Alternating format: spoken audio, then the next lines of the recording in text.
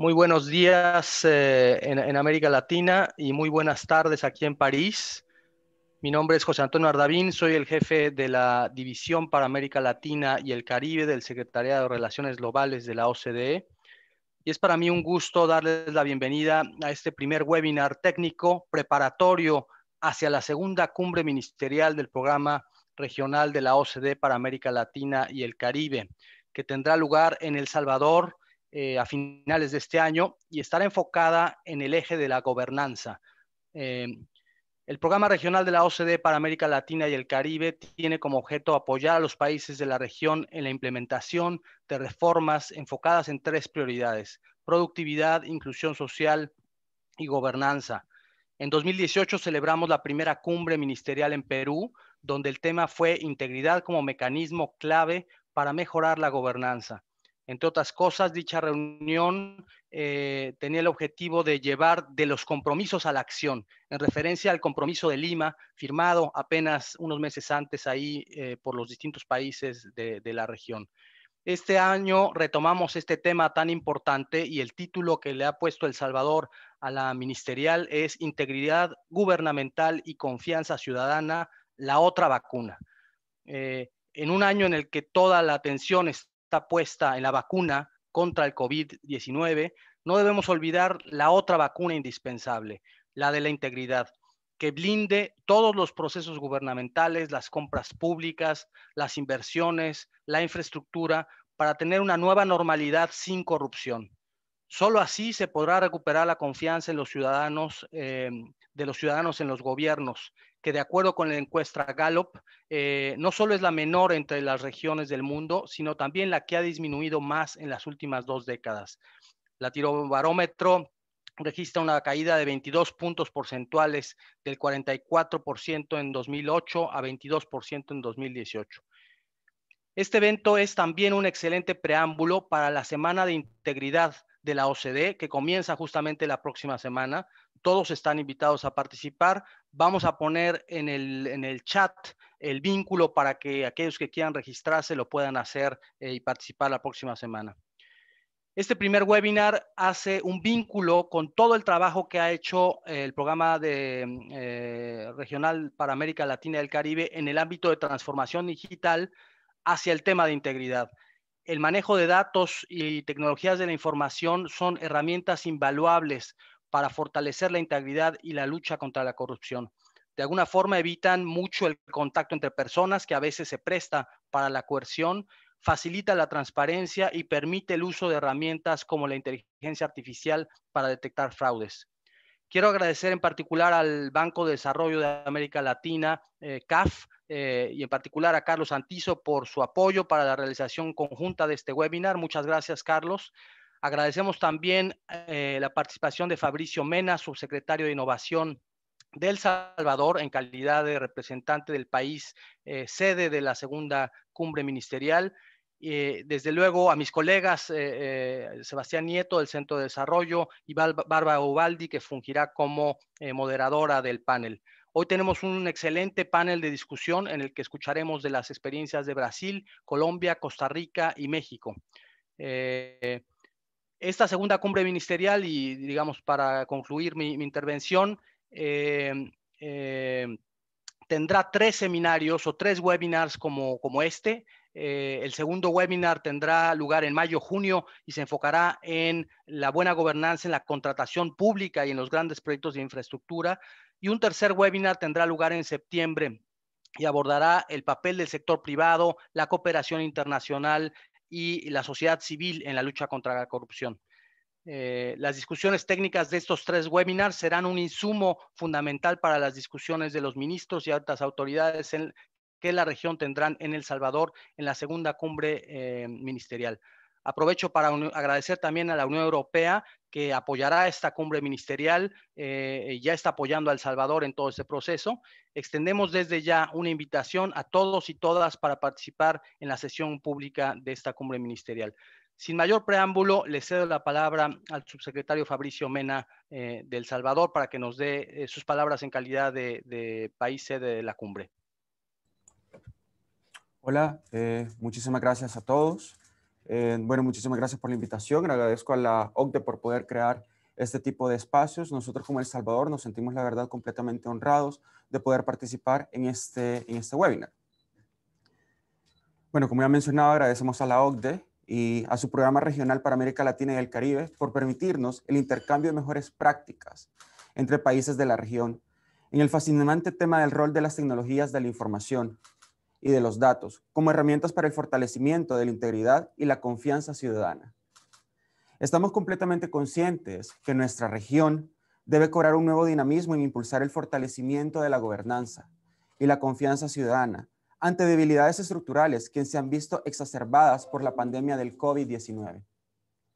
En El Salvador, como miembro del Consejo Directivo del Programa Regional, se enorgullece así en ser el país sede de la segunda cumbre ministerial sobre gobernanza del Programa Regional de la OCDE, a celebrarse en el último trimestre de este año, dentro de cuyos esfuerzos se sumerge el evento preparativo en el cual estamos participando este día. Estudios recientes del Centro de Desarrollo de la OCDE, del cual también formamos parte, confirman que la región de América Latina y el Caribe es la más afectada en términos de contradicción del PIB, en comparación con otras regiones emergentes y desarrolladas en el mundo, lo que nos retrocederá a números bastante similares a los del año 2019. En este contexto, El Salvador desea propiciar un importante debate regional, en una oportunidad única para dar seguimiento al Plan de Acción sobre Integridad para el Buen Gobierno, analizando los avances alcanzados y los retos por superar, con el objetivo de apoyarnos mutuamente como países en el diseño, avance e implementación de estrategias nacionales de integridad y también de anticorrupción. En ese esfuerzo, estamos completamente convencidos que la transformación digital es una aliada para hacer frente a la situación socioeconómica actual. Impulsar la productividad, fortalecer las instituciones y lograr también niveles más altos de inclusión y bienestar son apuestas importantes del gobierno del presidente Nayib Bukele. Este webinar, como evento preparatorio, nos permitirá enriquecer los debates de la próxima cumbre ministerial. Debemos identificar las oportunidades y los retos comunes en la región y discutir aquellas iniciativas completamente innovadoras que tengamos como países, que ya se están implementando para poder brindar diferentes servicios hacia la ciudadanía en calidad en línea mediante el uso avanzado de tecnologías y el análisis de datos y de Big Data. La agenda de gobierno digital nos permitirá aprovechar al máximo el uso de las tecnologías de la información en el funcionamiento de la administración pública, haciendo más eficientes los trámites que requieren nuestros ciudadanos, coayudando a transparentar la función pública y elevando la calidad de los servicios públicos. En esa línea, la creación de esta Secretaría de Innovación es una de las más grandes apuestas del gobierno salvadoreño, el cual ha puesto en marcha un ambicioso plan de transformación digital, que es la Agenda Digital 2020-2030, de la cual les quiero hablar un poco en esta mañana. Esta agenda digital fue presentada a inicios del año pasado, la cual está compuesta de 4 ejes. Esta agenda digital está basada completamente en los proyectos estratégicos que estamos desarrollando actualmente como país, como son el Aeropuerto del Pacífico, nuestro tren nacional también y otros proyectos adicionales que estamos desarrollando como país. Está basado también en los pilares de la nueva gobernanza, que como gobierno, cuando llegamos, implementamos una nueva forma de gobernar en El Salvador. Estos 3 pilares son el bienestar social, la educación y la seguridad. Adicional a esto, nuestra agenda también impacta los 17 Objetivos de Desarrollo Sostenible propuestos por la Organización de las Naciones Unidas. Nuestra agenda, como mencionaba, está basada sobre 4 ejes primordiales: la gobernanza digital, la modernización del Estado, la educación, la innovación y la productividad y la identidad digital. Dentro de cada uno de estos ejes estamos desarrollando diferentes programas y proyectos que ya vamos alcanzando. Algunos de estos ya están bastante avanzados, otros ya están desarrollados y otros estamos a punto de complementarlos. Nuestra agenda está programada para 10 años y ustedes se han de preguntar, ¿por qué están pensando en una agenda para 10 años si los gobiernos normalmente en la región centroamericana duran de 4 a 5 años? Bueno, nuestro gobierno dura solo 5 años. Nosotros no quisimos tener una visión cortoplacista y pensar a largo plazo sobre lo que teníamos que hacer como país para poder sacar de El Salvador del letargo tecnológico e ir cerrando la brecha digital que aquejaba a todos nuestros ciudadanos. En esta agenda, pues para hablarle de cada uno de estos proyectos, puedo pasarles hablando toda la mañana y todo el día de cada uno de todo lo que estamos realizando, todo lo que hemos alcanzado y todo lo que vamos a hacer como país. Pero en esta mañana quisiera centrarme en 2 cosas que son 2 de nuestros principales proyectos que actualmente estamos desarrollando. Uno es la inclusión digital y el otro es la gobernanza de los datos o los gobiernos de datos abiertos. En la parte de inclusión digital, estamos desarrollando diferentes programas para acercar la tecnología directamente a la población, acercar la tecnología a esos sectores que siempre habían estado descubiertos o que nunca habían tenido el acceso necesario a la tecnología. Para esto, estamos desarrollando ciertos programas en diferentes sectores de la sociedad para acercar ciertas capacitaciones especiales directamente. Adicional a esto, estamos desarrollando un programa que me atrevería a decir es el programa más ambicioso en educación que se está desarrollando a nivel de la región latinoamericana, en el cual estamos entregando una computadora a cada niño, a cada niña y a cada joven del sector público del país. Estamos comenzando por los niños desde kinder hasta los jóvenes del último año de bachillerato o de high school. A los niños de kinder hasta cuarto grado se les va a entregar una tablet y desde quinto hasta el último año de bachillerato se les estamos entregando esta computadora. Pero este programa no es solo entregar una computadora a cada niño y a cada niña y a cada joven, sino que es un programa integral en el cual la computadora ya cuenta con todas las herramientas necesarias, con todas las licencias, con todas las guías para que los niños puedan continuar con su educación. Adicional a esto, estamos entregando la conectividad necesaria a todos esos padres de familia, a todos estos niños, para que ellos puedan continuar con su educación y los padres de familia ya no tengan que poner de su bolsillo para paquetes de datos o cualquier tipo de conectividad adicional. Como les comentaba, este programa es un programa integral que estamos desarrollando ya actualmente como país, el cual tiene como único beneficio y como único objetivo reducir al 100% la brecha digital de nuestro país. Sabemos de que nosotros podemos innovar completamente en nuestro país, poner todas las herramientas digitales al servicio de la población, pero si la población no sabe cómo poder utilizarlas, esto de nada nos sirve como país y siempre vamos a seguir en el retraso. Por eso es que estamos desarrollando esos planes de inclusión. Pero eso me lleva al siguiente punto, que es la parte de la gobernanza de los datos. En la parte de la gobernanza de los datos, anteriormente en el gobierno existía la Secretaría de Transparencia, que se encargaba, entre comillas, de la parte del gobierno digital y de transparentar todos los datos que se utilizaban. Y se mencionaba bastante toda la parte de gobierno abierto. Pero lo único que hacían era tapar sus casos de corrupción con la transparencia. Entonces, al final, era una secretaría de no transparencia. Nosotros venimos a innovar esto y a cambiarlo totalmente. Y en la parte específica de gobernanza de datos, a finales del año pasado modificamos el organigrama de la Secretaría de Innovación y creamos una dirección específica para la gobernanza de datos, para el tema de datos abiertos, la cual es la encargada específicamente de todo este tema, de transparentar todos los datos que están disponibles en las instituciones y que las personas, los ciudadanos, los tengan en completamente disposición, porque de nada sirve tampoco que pongamos a disposición los datos hacia la población y ellos no los puedan utilizar. Entonces nos estamos encargando de que estén en los formatos completamente adecuados y que la población los pueda utilizar, los pueda descargar, los pueda administrar de manera adecuada para que todos esos datos, como les comentaba, puedan ser completamente transparentados y la ciudadanía se vuelva fiscalizadores del gobierno, que es nuestro fin también, transparentar todo lo que nosotros como gobierno estamos haciendo. Un ejemplo claro y sencillo de esto que estamos haciendo es que, bueno, como a todos los países, el COVID-19 nos ha venido a afectar de manera inmediata y grave. Me imagino que todos tenemos diferentes plataformas en las cuales día a día estamos informando a la población sobre los casos, sobre las muertes, sobre también los pronósticos y todos los datos demográficos y geográficos del COVID en nuestros países. Nosotros fuimos de los primeros países que pusimos este tipo de herramientas, pero adicional a esto, no solo queríamos poner los datos duros, sino que comenzamos a transparentar esto.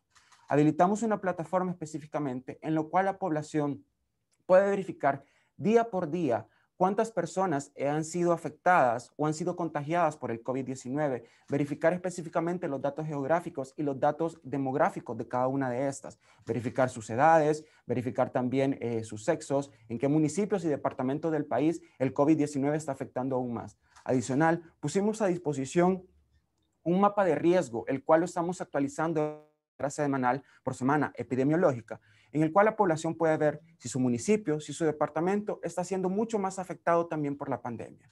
Ese es un simple ejemplo de lo que estamos realizando en materia de gobernanza de datos y de datos abiertos. Así como esto, estamos desarrollando iniciativas muchísimo más amplias.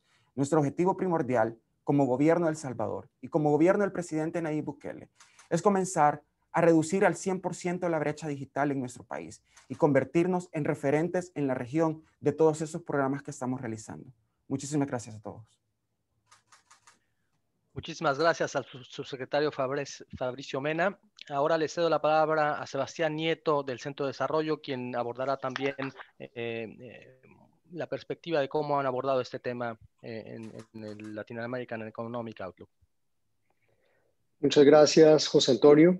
Primero que todo, pues un saludo muy especial a Fabricio Mena, subsecretario de Innovación de El Salvador, y a todos los diferentes hacedores de política que nos acompañan en la mañana de hoy para América Latina, la tarde de hoy en Europa, y por supuesto un saludo muy especial a Bárbara Ubaldi, del Departamento de Gobernanza de la OCDE, y al amigo y también compañero de trabajo Carlos Santizo del Banco de Desarrollo de América Latina, CAF. Es un placer estar con ustedes y precisamente junto con José Antonio, pues estar llevando a cabo el programa América Latina y en particular las acciones que se están tomando precisamente para llevar a una ministerial de El Salvador que sea lo más productiva posible, donde podamos discutir los temas que son muy relevantes en este momento para América Latina, como son la integridad y también la necesidad de generar mayor confianza en la ciudadanía. Y sobre esto quisiera enfatizar en el papel que tiene la transformación digital. Antes de la pandemia ya estábamos en una situación donde la percepción de corrupción, de la confianza de ciudadanía estaba en mínimos históricos, donde estábamos frente a una trampa institucional, como dijimos en el Leo 2019, es decir, nuestro informe de América Latina que tenemos junto con la CAF, la CEPAL y la Comisión Europea, donde veíamos precisamente que la confianza en las instituciones estaba baja, lo cual llevaba a una reducción de la moral tributaria que tenía sus implicaciones muy importantes sobre la necesidad de mejorar no solamente la estructura tributaria, pero también el gasto público, con ingresos bastante reducidos en una América Latina donde estamos hablando que el porcentaje de impuestos es cercano al 23% del PIB, mientras que en los países de la OCDE estamos hablando de cerca de un 34% del PIB, y esto pues nos lleva a la dificultad de llevar los gastos públicos necesarios a mejores servicios públicos. Entonces, finalmente, estamos en un círculo vicioso donde la confianza en las instituciones nos llevan a una difícil situación de aumentar los recursos tributarios para generar mejores servicios públicos de la ciudadanía hoy en día. Entonces, frente a esto, pues tuvimos una sociedad cada vez más conectada, gracias precisamente a la digitalización, y donde en 2019 tuvimos un descontento social muy importante en varios países de América Latina. Hay que recordar precisamente que este descontento está totalmente vinculado con las percepciones de la ciudadanía sobre mejores condiciones de vida, donde sin duda alguna nuestra percepción de una mejora en los ingresos distributivos es fundamental para precisamente generar mayor confianza de las instituciones. Este descontento ha venido creciendo con la crisis del COVID-19. La satisfacción en la salud, la satisfacción en la educación han venido reduciéndose. También hemos visto una alta volatilidad en la confianza en los gobiernos y, por lo tanto, frente a la pandemia, vemos que muchos ciudadanos están pidiendo un mayor papel del Estado, un Estado más presente y más cercano de los ciudadanos. Entonces, retos estructurales que teníamos antes de la pandemia, como comentaba, la trampa institucional, se han venido reforzando en los últimos meses. ¿Cómo la transformación digital tiene un papel a jugar frente a esta crisis? Pues ya hemos visto que no es solamente una oportunidad, sino una necesidad que tenemos que tener en cuenta cuando hablamos de transformación digital. Y como lo hicimos en el Leo 2020 junto con la CAF, la CEPAL y la Unión Europea, mostramos que necesitamos estados más creíbles, más inclusivos, más eficientes, más innovadores, y para esto la transformación digital tiene un papel fundamental. Hay herramientas digitales que ya están utilizándose en América Latina. Creo que también es importante valorar todas las acciones que se han venido haciendo antes de la pandemia, pero también durante la pandemia. Antes de la pandemia, por supuesto ya lo iremos en la siguiente sección, vemos plataformas, por ejemplo, acceso al ciudadano, donde hay plataformas más participativas, donde también se le informa más de las acciones que se están tomando en cuenta. También mayor transparencia por el lado de las compras públicas gracias a las herramientas digitales. Y durante la pandemia quisiera insistir en tres aspectos donde hemos visto cómo la transformación digital y en particular algunas herramientas digitales han favorecido precisamente el acercamiento entre el ciudadano y el Estado. Primero, y donde todavía se necesitan grandes avances, es en la educación en línea. Vimos precisamente en la pandemia cómo necesitamos mejores herramientas digitales en un servicio público tan importante como es la educación, donde si vemos, gracias a las pruebas PISA, en América Latina menos del 40% de las escuelas tenían una plataforma disponible para la educación en línea. Por otro lado, y un segundo punto, por el lado de la educación, gracias precisamente a las herramientas digitales pudimos hacer un seguimiento del virus, también saber cómo va el proceso de vacunación, lo cual sin duda alguna es algo fundamental para generar confianza y en particular de un servicio público que con esta pandemia nos hemos dado cuenta que es fundamental como es la salud. Y finalmente, no olvidar que el choque de esta crisis ha sido asimétrico, ha afectado sobre todo a los más vulnerables y aquí nuevamente las herramientas digitales han tenido un papel fundamental, como son en las transferencias condicionadas a las poblaciones más vulnerables, donde gracias, por ejemplo, a la Banco Móvil se ha logrado acceder y tener la información de la población que necesitaba estas ayudas no cubiertas anteriormente por ningún régimen de asistencia social y donde las herramientas digitales tuvieron un papel fundamental. Ya para concluir, pues vemos que la disrupción tecnológica que estamos viendo hoy en día pues también nos lleva a una disrupción institucional. Más que nunca tenemos que trabajar de la mano, como lo estamos haciendo con el Leo, pero también con este seminario de hoy y donde precisamente una continuidad a las diferentes agendas que estamos llevando hoy en día se están dando en este momento y también en la ministerial que tendremos en El Salvador. Con esto, muchas gracias de nuevo por estar con nosotros y sin duda alguna, pues este es el inicio de varias reuniones preparatorias que tenemos para el Live Regional Program y en particular la ministerial. Gracias. Muchas gracias, Sebastián. Para terminar este ciclo, digamos, introductorio de este primer seminario, voy a invitar a Carlos Antizo a que nos dé la perspectiva de la CAF. Hemos invitado en particular a la CAF a este primer seminario porque ellos han venido trabajando muy activamente en este tema y con nuestros colegas que también participarán, como Bárbara, en la moderación del siguiente panel. Hay una colaboración muy intensa. Así que bienvenido, Carlos, y es un gran gusto hacer este webinar con la CAF. Sí, muchas gracias, José Antonio, y bienvenidos a todo el mundo en nombre de CAF, del Banco de Desarrollo de América Latina, a este primer conversatorio en el ciclo de la ministerial del Programa Regional con América Latina que preside el Salvador y que aprovecho para saludar al secretario Mena al respecto, ¿no? De tomar este liderazgo. Y también, José Antonio, agradecer la colaboración muy intensa que desde CAF hemos tenido con la OCDE en el marco de este programa regional de América Latina, pero en muchos otros temas vinculados a cómo resetear nuestros gobiernos para la recuperación y resetearlos en un modo más dinámico, más de startup, en términos de trabajo con, por ejemplo, la red de gobierno innovador y abierto que organizamos con la OCDE, también en términos de trabajo analítico que Sebastián acaba de mencionar sobre el informe del Leo del año pasado sobre, digamos, el potencial, los riesgos y las oportunidades de la transformación digital para resetear nuestras economías y nuestros estados. Y también con el trabajo con el Departamento de Gobernabilidad sobre un trabajo muy interesante que estamos llevando a cabo sobre repautar, digamos, el grado de madurez del desarrollo digital de nuestros estados para ver cómo nos comparamos y este trabajo lo pensamos poder finalizar el año que viene con el equipo de Bárbara. Yo creo que realmente aquí nos acordamos que todos que en este último año el mundo cambió, ¿no? Igual para retomar un poco lo que el ensayista francés decía, el ensayista francés Paul Valéry decía el siglo pasado, el problema y el gran desafío que nos encontramos es que hoy en día mismo el futuro ya no es lo que era, ¿no? Y realmente tenemos que replantearnos mucho de las hipótesis sobre las cuales trabajamos. Creo que Mario Benedetti también en nuestra región hubiera respondido de que cuando pensábamos que teníamos todas las respuestas, se nos cambiaron las preguntas. Y creo que estamos aquí en una disrupción que es institucional, es social, es política, es económica muy fuerte, ¿no?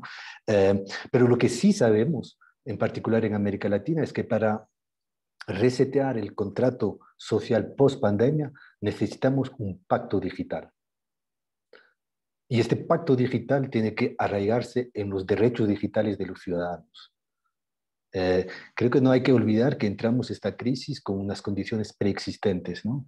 Y el informe del Leo con la OCDE, el Centro de Desarrollo de la OCDE, que hicimos el año pasado y que Sebastián resumió, también muestra que estas condiciones preexistentes son estructurales y plantean desafíos claves en cómo podemos atacar los problemas. En términos, por ejemplo, de complejidad burocrática, de sobrecarga regulatoria, de corrupción, y tenemos que recordar que pues hay un déficit de confianza muy importante entre los ciudadanos y los estados que llevaron a un fuerte descontento social, en particular justo los meses anteriores a la crisis. Y creo que ahí el desafío es cómo pues atacar los problemas estructurales y también los desafíos coyunturales al mismo tiempo, de cierta manera. Y esta transición digital pues aceleró la transformación, sus oportunidades, pero también sus retos, ¿no? Para que tengamos unos estados que sean diferentes, que sean más presentes, más cercanos, que pongan al ciudadano al centro de sus preocupaciones y, y que se puedan agilizar, ¿no? Yo creo que lo que va a ser interesante también en ese panel es que muchos de los gobiernos que están aquí presentes, que nos compartirán sus experiencias, como lo ha hecho El Salvador, pero también Colombia, Costa Rica, Brasil y otros, es que abrazaron esta crisis también como una oportunidad para resetear los gobiernos y las administraciones públicas, y creo alrededor de dos conceptos claves, ¿no? Uno, el de agilidad, y el otro de integridad. Agilidad en términos de estados que sean más simples, más sencillos, más cercanos, que provean mejores servicios a los ciudadanos. En las protestas sociales antes de la crisis, la gente pedía mejores servicios y menos corrupción. Y creo que son los dos ejes en cuanto a cómo las nuevas tecnologías, la transformación digital y los datos pueden permitir una mayor agilidad de la respuesta de los estados y de los gobiernos a las expectativas y las demandas crecientes de los ciudadanos a través de políticas públicas y servicios digitales que sean más ajustados a las necesidades y más ajustados a las demandas. Entonces, el tema de este agilidad del Estado que permitirá también fortalecer la confianza del ciudadano y de las instituciones para atacar este déficit institucional que Sebastián mencionaba, ¿no? Esta trampa institucional de cierta manera. Y al mismo tiempo hay el desafío de la integridad, ¿no? Las protestas sociales, las expectativas de los ciudadanos piden mayor integridad en las políticas públicas y menos corrupción.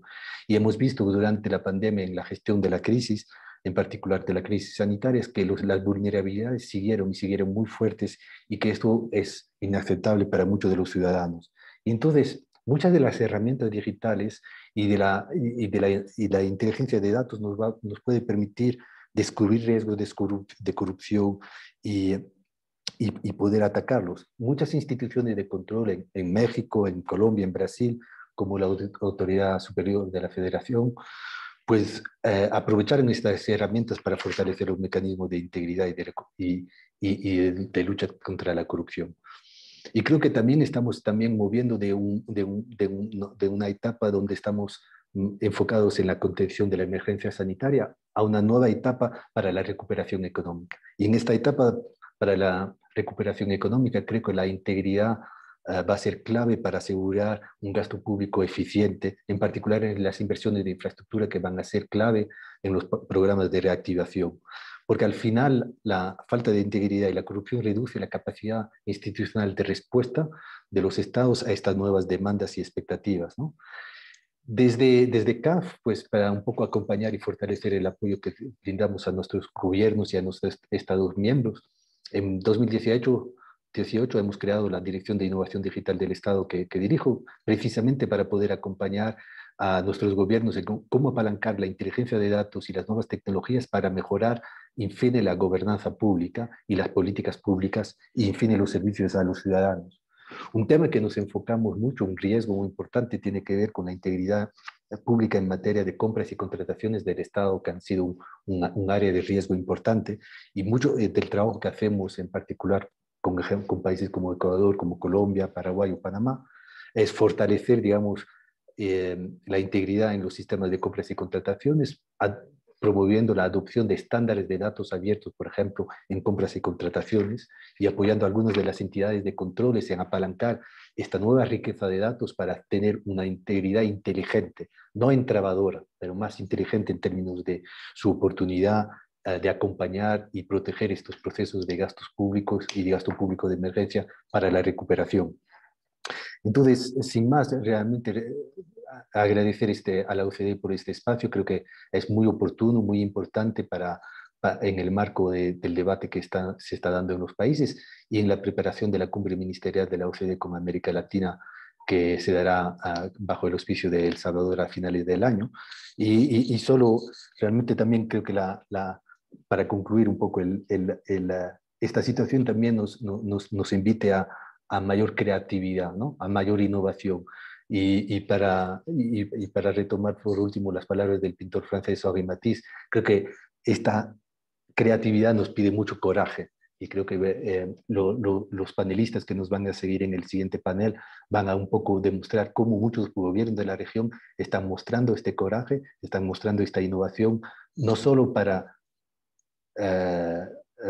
building back better, ¿no? Pero realmente reinventar el Estado. Creo que también la crisis es una oportunidad realmente para resetear estas relaciones que los ciudadanos piden, exigen y esperan. Muchas gracias y realmente un placer estar con ustedes esta mañana. Muchísimas gracias, Carlos. Y bueno, pues ahora sí pasamos propiamente al debate técnico al que hemos convocado a distintos expertos. Y quiero señalar aquí un poco la combinación de países que nos acompañan, que es muy, muy propicia. Tenemos a Colombia y Costa Rica, que de alguna forma son los dos más recientes miembros de la OCDE. Costa Rica está en su etapa realmente final de parlamentaria para ser miembro en las próximas semanas, esperamos. Colombia lo terminó el año pasado, y tenemos a México y a Brasil, que son los dos copresidentes del programa LAC, así que pues realmente no podíamos comenzar este primer webinar de forma mejor. Le cedo a Bárbara Ubaldi, jefa de la Unidad de Gobierno Digital y Datos de la OCDE, que sea ella quien presente a los panelistas y dirija, la modere esta discusión. Muchísimas gracias y bienvenida, Bárbara. Muchísimas gracias, José Antonio. Buenos días a todos los que nos acompañan de América Latina y buenas tardes a los compañeros que están en Europa.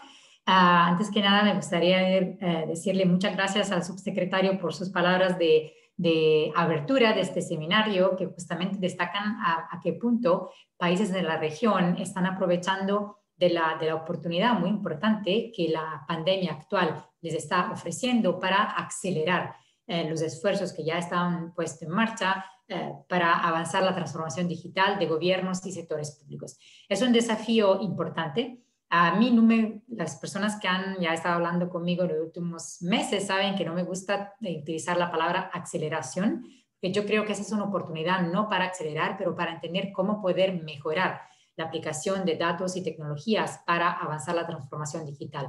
En muchos casos, los países quieren hacer cosas deprisa, acelerar en el sentido de utilizar tecnología sin entender hasta qué punto la tecnología puede ser una herramienta fundamental para cambiar las cosas. Entonces, la idea acá es de, ¿verdad?, tomar como ejemplo las buenas prácticas que países en la región han estado poniendo sobre la mesa para demostrar cómo, sobre todo en los últimos 12 meses, han intentado utilizar datos y tecnología para, por un lado, por ejemplo, brindar soluciones que han podido ayudar a mitigar el impacto social y económico de la pandemia y también para poder, por ejemplo, refinar la oferta de servicios. Ya sabemos que tecnología y datos no solo nos pueden permitir de ser más transparente y de fortalecer la integridad pública con respeto, por ejemplo, a los esfuerzos de los gobiernos, pero también puede permitir de demostrar cómo el sector público, justamente como el subsecretario estaba destacando, puede abrir y utilizar datos, por ejemplo, para entender necesidades y para brindar respuestas que responden de una manera más puntual a las necesidades de economías y sociedades. Eso requiere también trabajar con el ecosistema y, como dijo José Antonio, en el marco de los eventos que tendrán lugar este año, el tema de cómo trabajar con el ecosistema, con la sociedad civil, con la comunidad de GovTech, con el sector privado en un sentido más amplio, será una herramienta fundamental para avanzar resultados en este tema. Antes de dejar la palabra a los panelistas, que como dijo José Antonio, son representantes de países con los cuales hemos trabajado mucho en los últimos años en el contexto de la OCDE en esos temas. Me gustaría solo repetir un poco cuál es el marco general que aplica la OCDE para apoyar gobiernos alrededor del mundo para poder fortalecer uso de datos y tecnología hacia una gobernanza que sea más sólida, que sea más transparente, que sea más inclusiva y que de hecho apoye una mayor integridad del sector público. El gran cambio que hemos estado abocando y empujando y apoyando ha sido lo de entender que la tecnología y los datos pueden ayudar a cambiar, a transformar, a refinar, a repensar, como dijo Carlos también, los procesos y los procedimientos. La recomendación de la OCDE en tema de gobierno digital que se adoptó en el 2014, que muchos países de la región, aún no siendo miembros de la organización, han adoptado, es una herramienta que tiene como objetivo de ayudar a conectar políticas, por ejemplo, porque en muchos casos lo que vemos es que hay esfuerzos en ámbito digital que no se conectan a esfuerzo hacia un sector público que sea más transparente y que sea capaz de fortalecer su integridad y su rendición de cuentas. Y la aplicación de la recomendación nos ha permitido identificar características claves de un gobierno digital que, siendo digital, siendo más maduro en el uso de tecnología y datos, puede ayudar también a brindar resultados y valor de una manera que sea más transparente, más inclusiva y que pueda permitir, como se dijo en el panel de introducción, una fiscalización por parte también de la sociedad.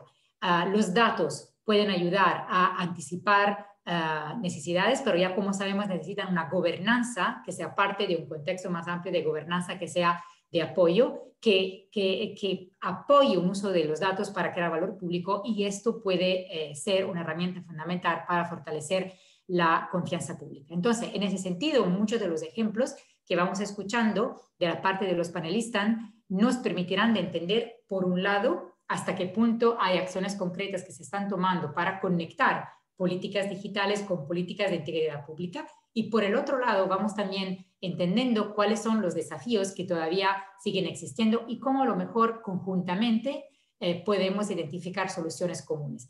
Y las dos herramientas de medición que la OCDE ha producido con respecto a datos abiertos y gobierno digital son de hecho herramientas de medición que, como ven, incluyen también países de la región que tienen como objetivo justamente de entender en qué sentido la madurez de la transformación digital tiene que ser una herramienta de apoyo a un uso de datos y tecnologías que no sea hecho por el gusto de hacerlo, pero porque brinda valor para la ciudadanía y para la economía. Y como dije, los panelistas que nos acompañan el día de hoy son panelistas que nos permiten de entender cómo la región ha empezado a tomar acciones concretas, aprovechando también de la situación actual. Y voy empezando diciendo también que al final de esta sesión tendremos un espacio para poder hacer preguntas y respuestas. Y en ese sentido, por favor, pongan las preguntas en el chat de Zoom. Y empezamos con el primer panelista que nos acompaña, que es Emilio Barriga, auditor especial de gasto federalizado, Auditoría Superior de la Federación de México. Y la pregunta que me gustaría, Emilio, que nos ayudara a responder es de qué manera su organización y México de una manera más amplia ha tomado acciones concretas para poder asegurar un uso de datos y tecnologías que han apoyado el programa y política más amplias de transparencia y de integridad pública. Palabra la suya, Emilio. Gracias.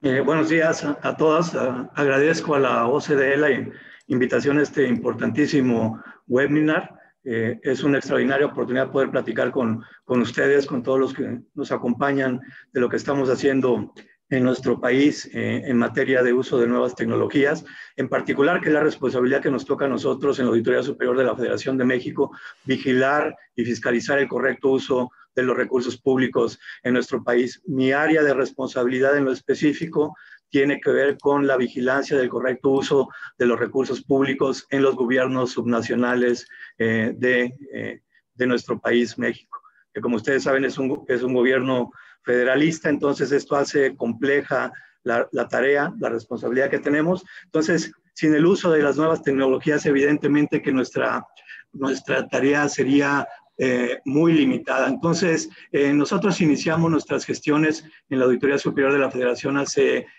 poco menos de 3 años, y nos dimos a la tarea de revisar qué estaban haciendo las instituciones que se encuentran en la vanguardia en las mejores prácticas de la fiscalización superior en el mundo. Y evidentemente, como lo dijo en su momento el director general, el secretario general de la OCDE, el doctor Gurría, sin duda el uso de las nuevas tecnologías pues es la apuesta, ¿no? Y esa apuesta fue la que quisimos poner en práctica nosotros en nuestra institución de fiscalización superior en México.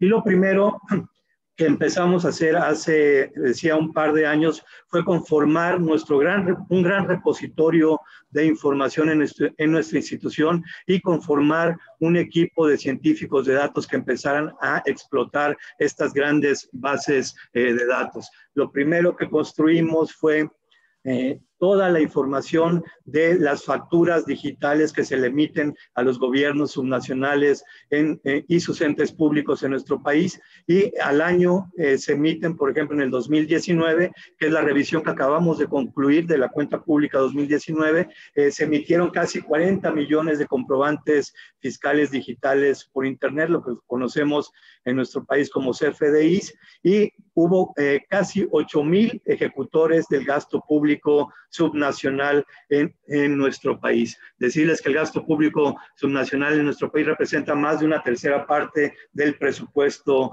total.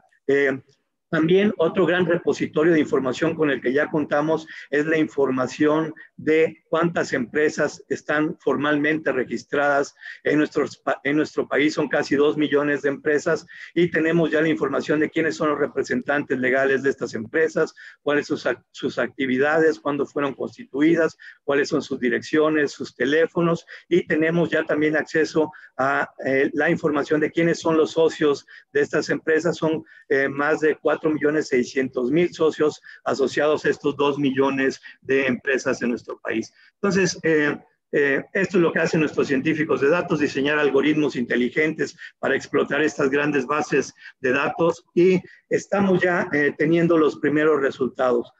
Lo que está haciendo nuestro equipo de científicos de datos en primera instancia en sus trabajos de gabinete ex ante a realizar nuestros trabajos de fiscalización en campo, digamos, de manera presencial, es dotar a las áreas auditoras de estos insumos. ¿Y qué es esto que estamos viendo aquí? Este es el caso de un ente público subnacional en nuestro país, y lo que estamos mapeando es la red completa de todos y cada uno de sus proveedores a los cuales se les pagaron con cargo a los diversos fondos del gasto federalizado en nuestro país. Entonces, vean cómo esto le está permitiendo a las áreas auditoras tener una información muy rica antes de hacer sus trabajos de auditoría, porque de estas redes de proveedores ya podemos identificar con toda precisión cuáles fueron todos y cada uno de los proveedores, y además cuáles fueron los proveedores a los cuales se les facturaron montos más relevantes. En la medida que vemos las letras de tamaño más grande, quiere decir que estos proveedores facturaron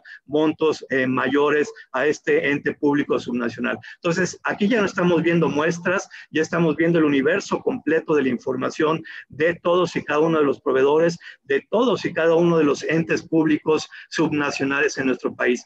Este es otro ente público subnacional. Vean cómo su red de proveedores es menos sofisticada que la anterior, y esto se explica fundamentalmente por el hecho de que el ente público subnacional de la gráfica anterior tiene un presupuesto mucho mayor que este. Pero aquí el mensaje es el siguiente: no importa qué tan sofisticado seas, no importa qué tan modesto seas, no importa qué tan lejos te encuentres geográficamente hablando, no importa qué tan lejano, qué tan modesto sea tu presupuesto, ya estamos viendo la red de proveedores completa de todos y cada uno de los entes públicos subnacionales en nuestro país. Esto es lo que hacen nuestros algoritmos. Vean cómo aquí empiezan a mapear. Esta es una red extraordinariamente sofisticada, como pueden ver, porque aquí estamos hablando de un ente público no subnacional, sino del gobierno federal, que tiene uno de los presupuestos más grandes en nuestro país. Vean cómo esta red de proveedores es muy sofisticada, pero nuevamente ese es el mensaje: no importa qué tan sofisticado,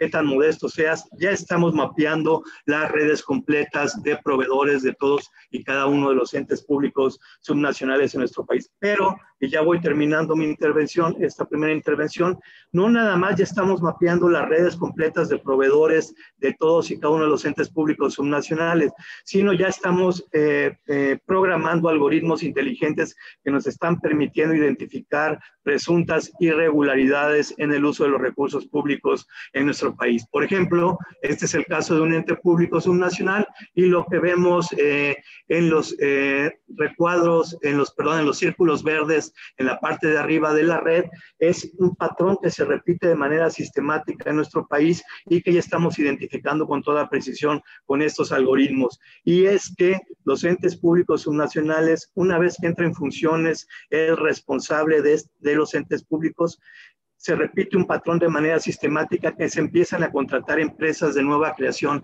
Estas empresas de nueva creación, le dijimos a nuestros algoritmos que entendiera como aquellas que fueron constituidas con menos de 2 años de antigüedad. Entonces, vean cómo aquí se contratan 1, 2, 3, 4, 5, 6 empresas de nueva creación con montos importantes de recursos. Esto a lo mejor no es una irregularidad en sí misma, pero sí nos prende focos amarillos de que este patrón, y digo, no es el caso de este ente público, es un patrón que se repite de manera regular en nuestro país, de que entra en funciones el funcionario responsable del ente público y empieza a contratar de manera sistemática empresas que se crearon, aquí hacemos menos de 2 años, pero pues estamos viendo empresas que se crearon unas semanas antes de que entrara en funciones el funcionario responsable del ente público.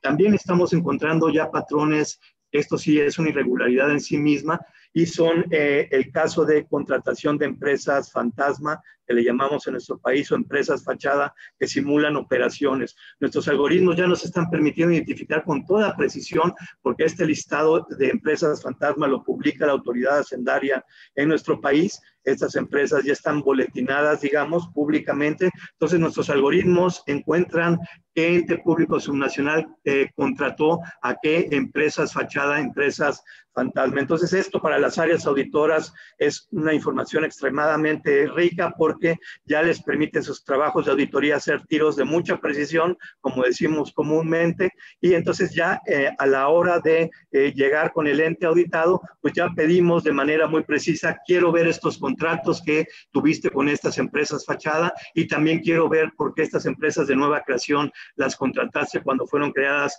unas semanas antes de que entraras en funciones. Hay otro patrón que se repite también de manera sistemática, que son los círculos que observamos en color azul claro, y que es el caso de empresas que tienen como proveedor único al ente público subnacional. Estas empresas no le venden a nadie más que a este ente público. Esto también prende luces amarillas, puede darnos información de algún tipo de conflicto de intereses. Estas empresas pueden haber sido creadas específicamente por funcionarios o por gente relacionada con los funcionarios del ente público y casualmente solamente le venden a este ente público y no tienen ningún otro cliente en el país. Y los círculos verdes y los círculos rojos son empresas que ya fueron sancionadas en el pasado tanto por la Auditoría Superior de la Federación o por la Secretaría de la Función Pública, y a pesar de que ya son empresas sancionadas en el pasado,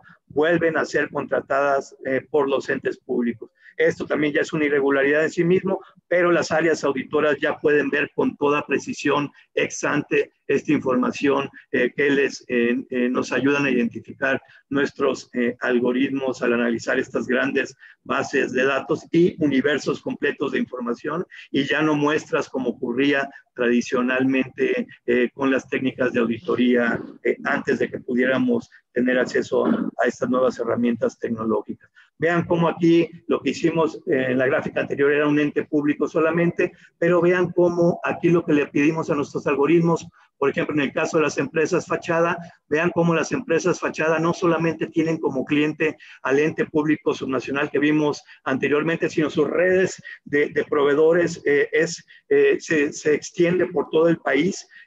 Entonces, las empresas fachada en nuestro país son extremadamente sofisticadas, pero no importa nuevamente qué tan sofisticadas seas, ya estamos identificando sus redes de clientes de los gobiernos subnacionales en todo nuestro país. Aquí lo que estamos haciendo es, digamos que con mayor precisión, meter lupa a través de nuestros algoritmos y ya estamos identificando, por ejemplo, este es el caso de un gobierno subnacional, el gobierno subnacional número 1, y aquí estamos ya viendo no solamente empresas de nueva creación, sino en qué sector de la economía se están concentrando esas empresas de nueva creación. Por ejemplo, estos son servicios públicos y servicios relacionados con el sector público, servicios de la construcción, medicamentos, servicios financieros. Entonces, ya nuestros algoritmos nos están permitiendo identificar con mucha precisión, no nada más qué empresas son, sino en qué sector económico se están concentrando y dónde están las mayores irregularidades. Y ya con esto termino ahora sí. Este es el caso de un ente público subnacional en nuestro país y aquí lo que le pedimos a nuestro algoritmo es que se concentrara específicamente en el caso de las empresas fachada o empresas fantasma, que son las que observamos en los rectángulos de color rosado. Vean cómo este ente público subnacional que está en el centro de nuestra red tuvo relaciones comerciales con un número muy grande de empresas fachada, pero ya sabíamos por las redes anteriores que esas empresas fachada son extremadamente sofisticadas y no solamente tienen como cliente a este ente público del centro, sino vean cómo sus redes de clientes se extienden a todo otro conjunto de entes públicos subnacionales, ¿no? Vean lo sofisticado que es la red de las empresas fachada, pero nuevamente, no importa qué tan sofisticado seas, con estas técnicas de auditoría del uso de algoritmos inteligentes, podemos identificar en cuestión de horas estas redes de proveedores sin importar lo sofisticado que sean. Con técnicas tradicionales de auditoría, armar una red de estas, construir una red de estas hubiera llevado literalmente meses, si no es que años. Con el uso de estas nuevas tecnologías y de algoritmos inteligentes, estos auditores inteligentes de inteligencia artificial, análisis de redes,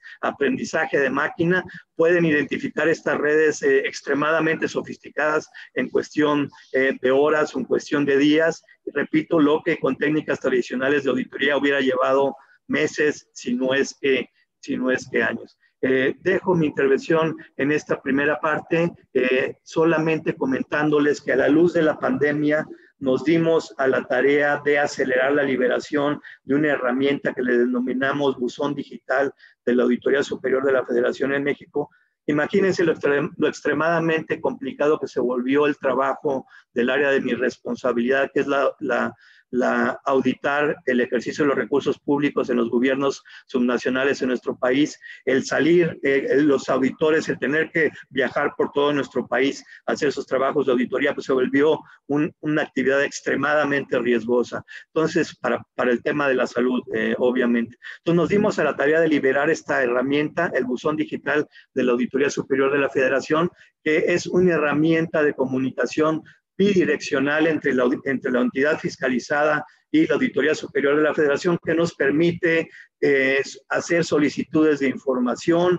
Ellos pueden certificar grandes volúmenes de información por medios electrónicos, hace uso de la firma electrónica y sustituye a la firma autógrafa de los funcionarios responsables de la Auditoría Superior y de las entidades fiscalizadas, y además tiene una herramienta adicional que le da certeza jurídica a la información que viaja a través del buzón digital, y no nada más es el uso de la firma electrónica, sino además el sellado de tiempo digital de la documentación que viaja a través del buzón, lo que nos da, decía, la certeza jurídica de que la información fue remitida en tal momento en el tiempo con toda certeza jurídica. Esta herramienta la liberamos el 17 de julio del año pasado, publicamos las reglas de la utilización de esta herramienta digital en nuestro diario oficial de la Federación, y ya está en operación el buzón digital y ya nos está sirviendo como una herramienta para poder transmitir información entre la entidad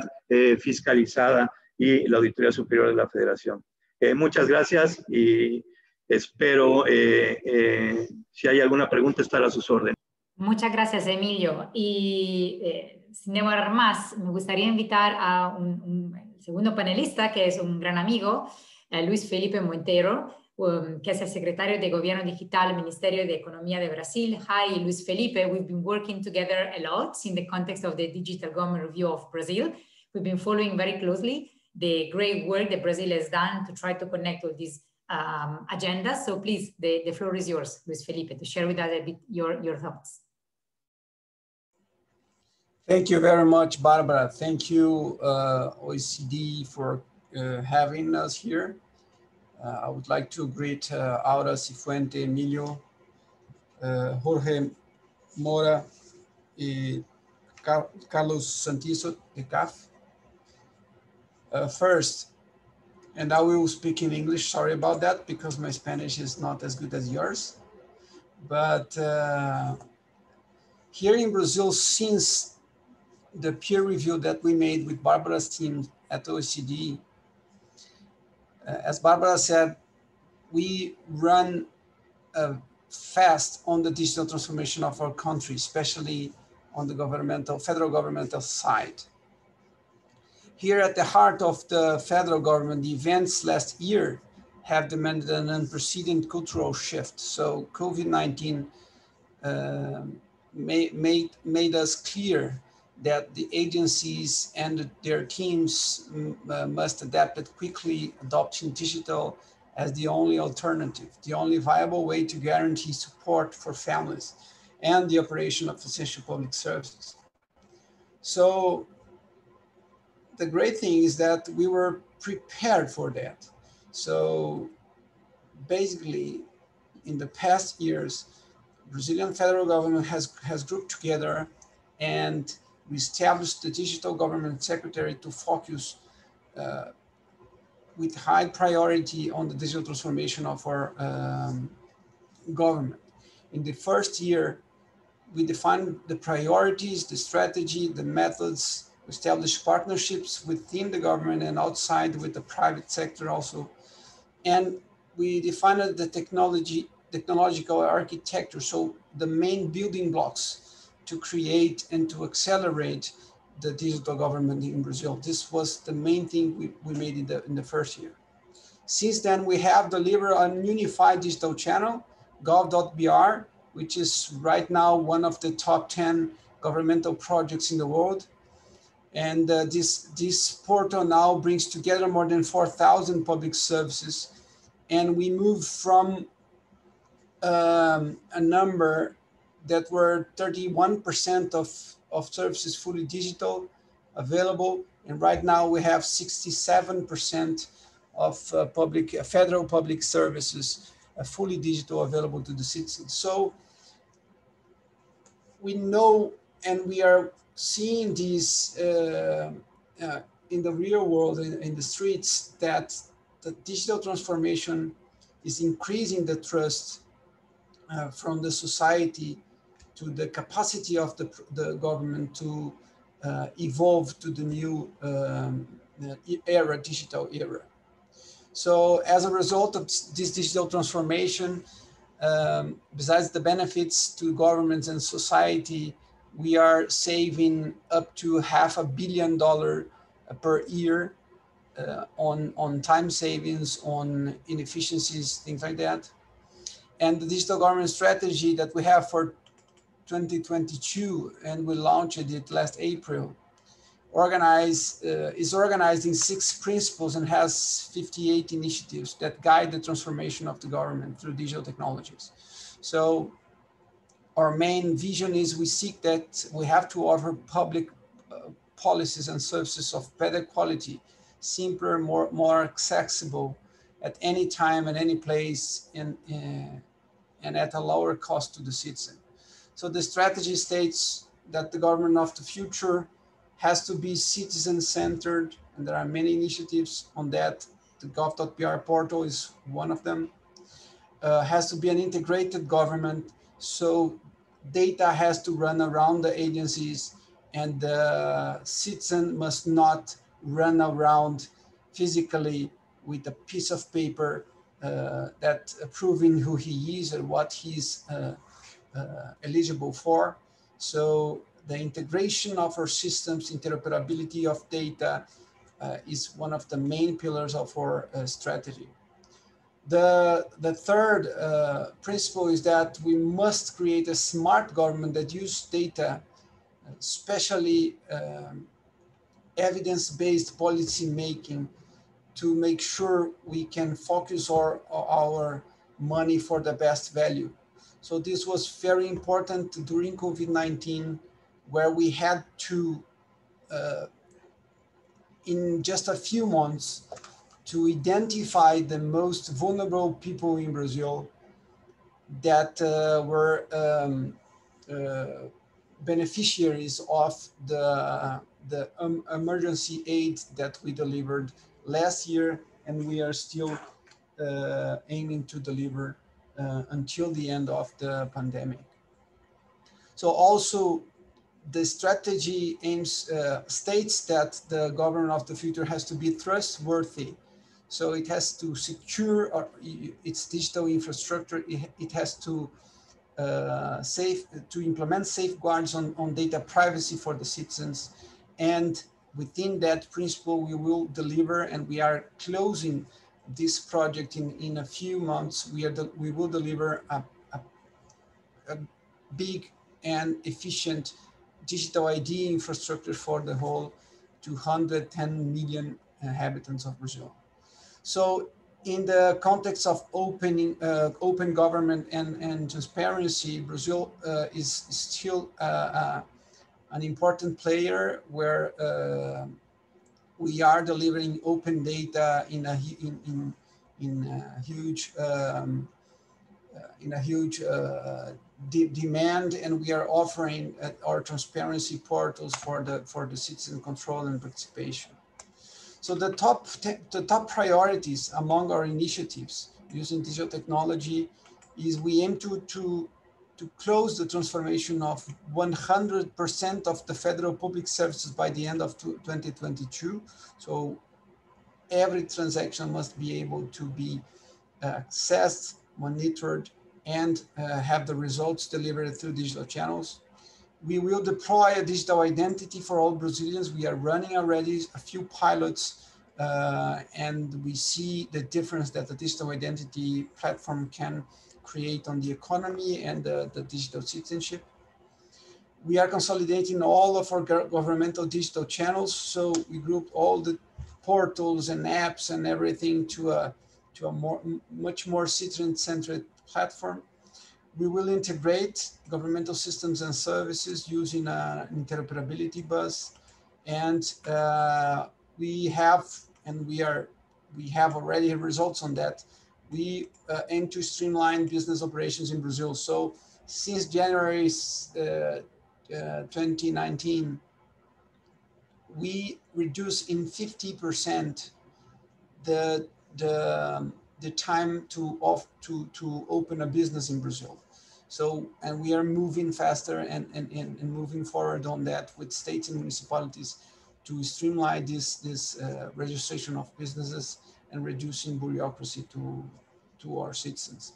So to finish my point in this first question, these advances are already being recognized by international institutions. So OECD recently in the Digital Government Index, as Barbara showed in the slide, has classified or has ranked Brazil as the 16th nation within 33, above the OECD average, which is for us a good result. And in 2020 UN e-government survey, we advanced to a very high level of e-government, and in the specific index that measures the quality of services, Brazil is now among the 20 best digital public services providers in the world. So we are very happy on that, but we are sure that we are not still where the citizen wants us to be. So Brazilians demands more. Brazilians, they have to receive from the government at the federal, state, and municipality level much more priorities and much more deliverables within the digital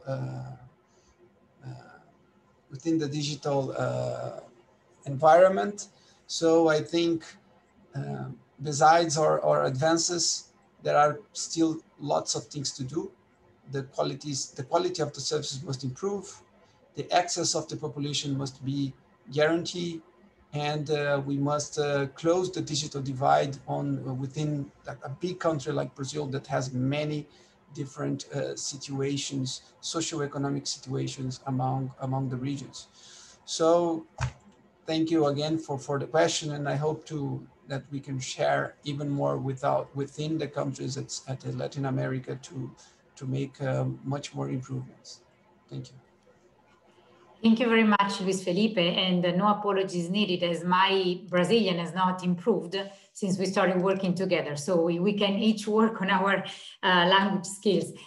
Pero muy importante el punto que destacaste sobre cómo también la transparencia de los esfuerzos para brindar mejores servicios es fundamental para mejorar la confianza pública, especialmente en una temporada como la que vivimos en este momento. Entonces, muchas gracias para compartir desde otra perspectiva los esfuerzos importantes hechos por parte del gobierno federal de un país tan complejo y grande como Brasil.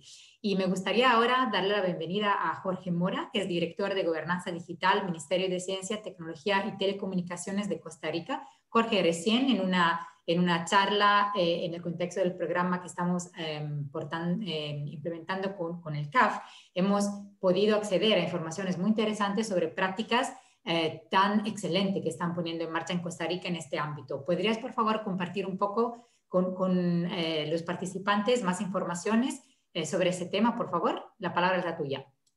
Muchas gracias, Bárbara. Primero que todo, pues agradecer este espacio tan importante para la región, no solo para un país, sino realmente para toda la región de América. Un saludo a don Luis, a don Emilio y a Aura, y a los excelentes colegas con los cuales estamos compartiendo el día de hoy, y agradecerle a todos que hayan podido sacar de su tiempo para poder escuchar un tema tan importante. Desde el punto de vista de Costa Rica, hemos trabajado en el tema del desarrollo de los datos y tratar de generar política pública con los datos, no de ahora, sino también de gobiernos hace años. El Ministerio de Hacienda, similar al caso de México, ha venido trabajando con una serie de análisis para poder tratar de detectar y mejorar los temas de contrataciones. Hemos encontrado grandes desafíos también. Este gobierno inició un trabajo para poder analizar datos. Uno de los principales, tal vez, logros que se tuvo al inicio de gobierno ante una situación fiscal que muchos de los países latinoamericanos están viviendo, fue que por medio de un trabajo de análisis, de un grupo de trabajo, detectar las subejecuciones que venían teniendo las diferentes instituciones de gobierno, y de esa forma logramos generar para el año 2019 un ahorro de $115 millones, que representa 1.6% del presupuesto nacional, para poder destinar todos esos recursos para temas de atención social y poder redirigirlos y administrarlos de una mejor forma. Tuvimos retos, de hecho ahora voy a comentar más adelante en una segunda intervención sobre una consulta que vi por ahí que nos hacen sobre un caso que se dio aquí en Costa Rica, referente un poco a este tema del manejo de los datos, pero aquí tal vez lo importante que deberíamos entender y empezar a trabajar como países es que una clave es definir una correcta institucionalidad, entender cómo estamos trabajando, definir los roles, cuáles son la rectoría que se encuentra en cada uno de nuestros países, y esto es un ejemplo un poco de lo que estamos trabajando en Costa Rica. Definir una institucionalidad, el proceso de incorporación de Costa Rica a la OCDE nos ha abierto un poco la vista y nos ha puesto a pensar el trabajo que hemos venido realizando a través de los años. Se han realizado una serie de esfuerzos de forma independiente, de forma institucional, generando secretarías técnicas de gobierno digital que no tenían un ente rector, desarrollando proyectos aislados, instituciones descentralizadas también desarrollando proyectos de forma aislada, que en fin sí nos generaba un desarrollo tecnológico en el tema del gobierno digital, pero no tenía una visión transversal. Entonces, el poder definir una rectoría sobre la temática, poder definir cuál es la coordinación, el desarrollo de lineamientos, las líneas de normativas, coordinación internacional e interinstitucional, y también definir cuál va a ser el actor ejecutor de los proyectos transversales, son tal vez elementos que tenemos como región y como país que tomar en cuenta para poder trabajar. Incluir temas políticos, temas también de actores de la sociedad, de la academia, del sector público, privado, que representen, por ejemplo, el sector de la mujer, el sector indígena en los países latinoamericanos, personas adultas mayores, para poder generar esa política pública. Debe existir una rectoría que en conjunto genere coordinación y proyectos transversales que sean puestos al servicio de las instituciones públicas. Estamos muy acostumbrados a que la propia institución pública trata de desarrollar únicamente sus sistemas digitales en gobierno digital, o que alguna institución trate de forma independiente de liderar la transformación completa de un país. Y tal vez tenemos que empezar a entender que una agencia de gobierno digital, una dirección de gobernanza digital, un ente rector, tienen que poner al servicio de las instituciones proyectos y servicios transversales para que tanto la administración central, las instituciones descentralizadas, las municipalidades y gobiernos locales, ¿por qué no la academia y hasta empresa privada, se monten sobre esas plataformas transversales para que sean estas instituciones las que sean las que brinden directamente los servicios digitales a los diferentes sectores. Parte también de lo que hemos visto y que queremos que es importante es el tema de la definición de cuáles son los actores que se encuentran en cada uno de nuestros países. No hay una única institución que lleve todo. Hay temas de regulación y simplificación de trámites y de mejora regulatoria. El tema de la protección de datos y el uso de los datos es sumamente importante. El tema del gobierno abierto y los datos abiertos y las estrategias que trabajemos tienen que verse vistas y coordinadas dentro de este mapa, y el sector público y el sector privado como consumidores y también como agentes para poder ofrecer servicios al gobierno. Entonces, parte de eso es lo que hemos venido pues, trabajando desde Costa Rica. Creo que también hay un tema importante que es el desarrollo de las agendas digitales o de las agendas de transformación digital. Si nosotros hacemos una revisión un poco rápida sobre los principales ejes y contenidos que tienen las agendas digitales o agendas de transformación digital de los países de la región latinoamericana o de habla España, hay muchos temas de conectividad, hablan del tema de la competitividad, de competencias digitales, algunos incluyen temas de ciberseguridad, pero a nivel general seguimos teniendo una visión muy técnica, muy de gobierno digital, de cómo implementar la tecnología para poder solucionar algo. Encontramos pocos países, entre estos, digamos, Argentina, que incluye el tema de un marco normativo, que esto podría hacernos ver que van orientados un poco más hacia el tema de la gobernanza. Países como El Salvador, en su agenda digital de 2020 al 2030, que incluye el tema de la gobernanza digital, y Uruguay, que también habla sobre gobernanza para una sociedad de la información, y el caso de Costa Rica, que tiene un capítulo y un eje específico de buena gobernanza. Tal vez son los países en los cuales se están hablando más estos temas a nivel transversal, que es lo que tenemos que ir trabajando para poder garantizar mediante esta gobernanza que realmente exista una transparencia, una participación ciudadana y que por medio de los datos bien utilizados podamos pues rendir cuentas.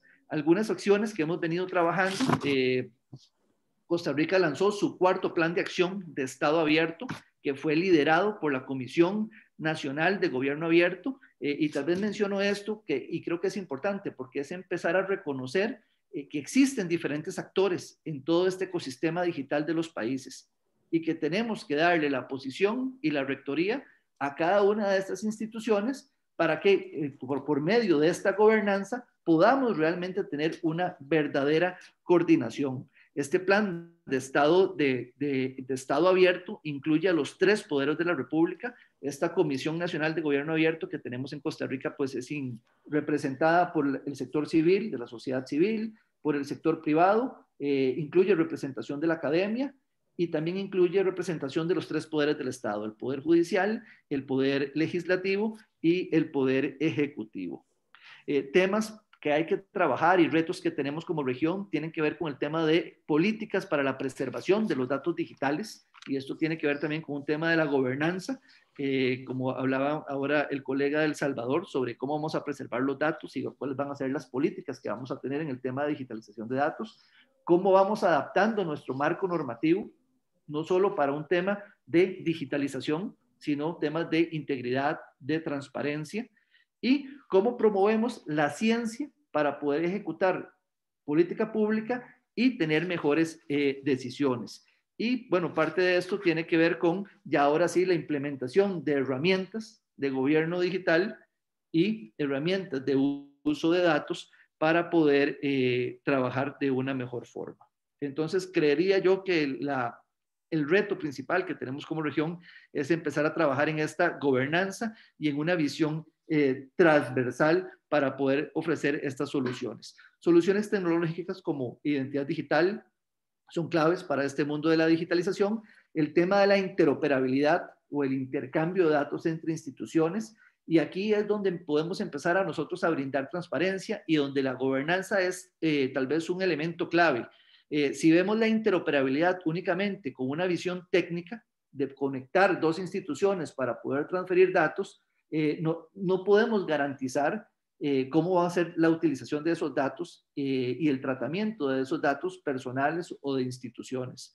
Pero si trabajamos con una visión global, una visión transversal, una visión en la cual estamos desde la gobernanza identificando los diferentes actores que existen en nuestros países, podemos incluir instituciones que están a cargo del tema de los datos abiertos para poder generar guías de publicación de datos. Podemos incluir los temas de mejora regulatoria para poder simplificar esos procesos digitales. Podemos incluir también a los actores que se encuentran a cargo del tema de la protección de los datos de los países para que dentro de estos mecanismos de interoperabilidad, como el que estamos desarrollando en el modelo de Costa Rica, podamos mostrarle al ciudadano, una vez que realiza un trámite, cuáles son los datos que se están utilizando y con qué fin los vamos a utilizar. Entonces estamos dando pues un consentimiento informado de la utilización de sus datos para que él sepa qué datos se van a transferir entre cuáles instituciones y de esta forma pues empezar a mostrar transparencia en el gobierno. En este momento pues ya tenemos el marco de la interoperabilidad del país definida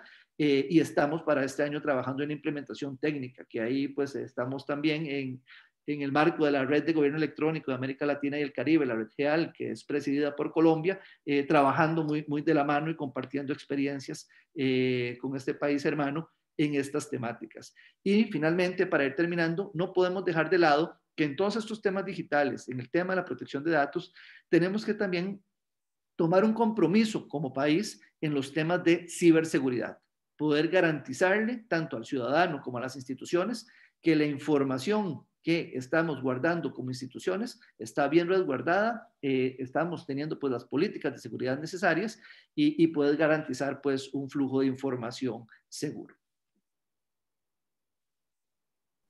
Jorge, muchísimas gracias por haber destacado hasta qué punto la transformación digital no tiene que ser considerada como una cuestión técnica, sino algo que necesita una visión estratégica, transversal, que pueda incluir el ecosistema de actores y los poderes del Estado para poder apoyar una mayor transparencia e integridad pública. Muchas gracias. Y ahora la palabra a Aura.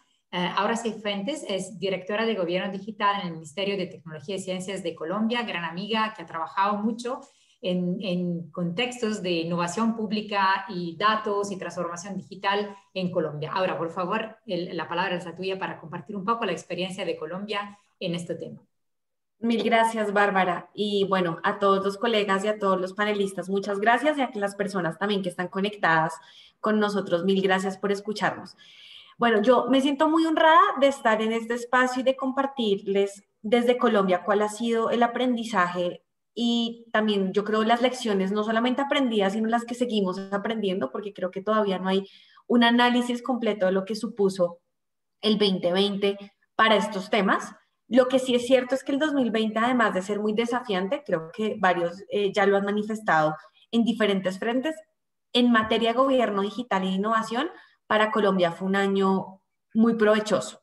No solamente quedamos en el tercer lugar del índice de gobierno digital de la OCDE, sino que además, como lo decía Jorge, asumimos la presidencia de esta red latinoamericana de gobierno electrónico, y creo que ambos hitos nos permitieron entender que al final, digamos, el uso del entorno digital, el hecho de tener hoy en Colombia un Plan Nacional de Desarrollo que por primera vez contempla una hoja de ruta en transformación digital, fue habernos dado cuenta de dos cosas. Uno, que desde el 2018 veníamos abonando un terreno, que veníamos fortaleciendo capacidades de los servidores públicos, que veníamos generando insumos financieros, que veníamos haciendo las alianzas como ecosistema para que justamente ante una coyuntura imprevista como fue esta pandemia, como fue el COVID-19, estuviésemos más preparados. Creo yo que sin haber dado esos primeros pasos, la situación hubiese sido mucho más desafiante.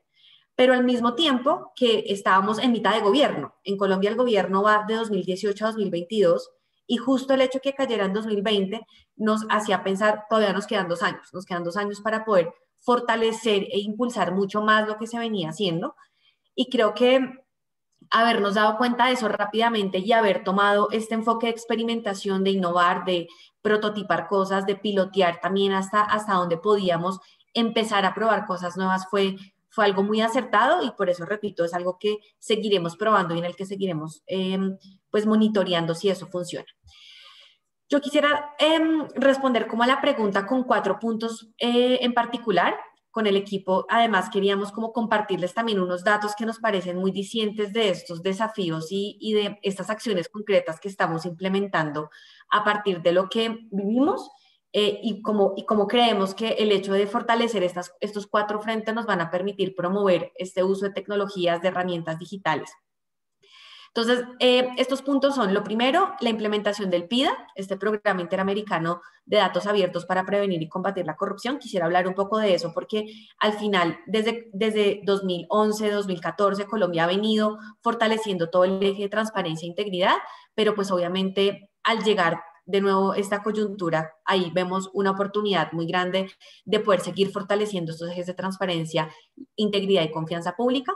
Lo segundo, el portal de datos abiertos. Esto es un proyecto muy ambicioso que tiene Colombia y que ha venido fortaleciendo en los últimos años. Lo tercero, la capacitación y fortalecimiento en capacidades y en competencias públicas. La Dirección de Gobierno Digital tiene un usuario directo y muy específico que es el servidor público. Y finalmente, detrás de cada uno de estos proyectos hay personas a las que tenemos que fortalecer y a las que tenemos que formar también en estas nuevas habilidades, en esto que OCDE, UEF han denominado las habilidades del futuro en el ambiente laboral. Entonces, ahí también tenemos un frente. Y lo último, cómo estamos respondiendo al COVID. Entonces, lo primero en cuanto al PIDA, en cuanto a este Programa Interamericano de Datos Abiertos para Prevenir y Combatir la Corrupción, nosotros desde el 2011, como varios de los países aquí lo han dicho, la Alianza para el Gobierno Abierto nos puso de frente la necesidad de empezar a estructurar una hoja de ruta en materia de gobierno abierto, en materia de transparencia, en materia de apertura. Y desde 2011 hasta, diría yo, todavía hoy, se ha venido estructurando y actualizando la normatividad en ese sentido. Tenemos aquí una ley de transparencia que es la información pública, tenemos diferentes lineamientos de política pública que indican hacia dónde tiene que ir el gobierno en materia de transparencia, uso de tecnologías para mejorar el relacionamiento entre el Estado y la ciudadanía. Y pues además nuestra dirección, digamos que además tiene este nombre de Dirección de Gobierno Digital porque en Colombia hay una política de gobierno digital desde el 2018.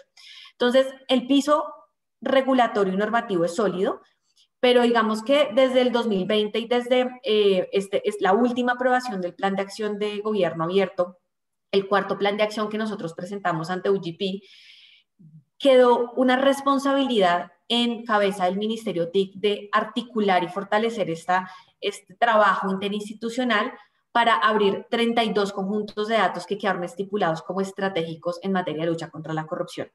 Y yo creo que eso es muy importante y lo pongo como un primer punto porque la articulación interinstitucional en el discurso es muy linda, es muy noble, todos sabemos que tenemos que trabajar de la mano, pero materializarla es muy complejo y materializarla en periodos cortos de gobierno de cara a un propósito común en el que todos veamos el objetivo, digamos, más colectivo y el que de verdad nos va a permitir seguir fomentando esta confianza entre el Estado y el ciudadano.